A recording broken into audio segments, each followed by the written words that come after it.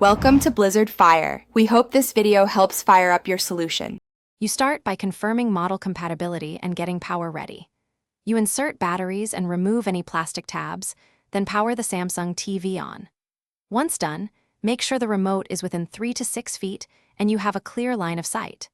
You prepare the remote for programming by locating the TV or Smart button, plus the Setup or Code Search button. This is the moment you begin the communication sequence between the remote and the TV. You now program the remote either by entering a code or using auto search. If you have a code list, press the TV button, then enter the provided digits.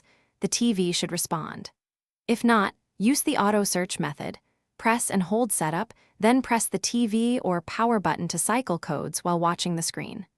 Once the TV responds, immediately press the OK or Enter key to lock the code. Make sure to test volume and input buttons to confirm full control.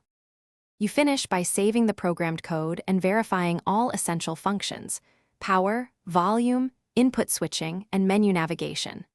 Once done, make sure to test commands from normal usage positions to confirm reliability. If something goes wrong, retry the auto search routine or try alternate code lists. Often stepping through codes again resolves mismatched commands. If responses remain inconsistent, reset the remote and replace.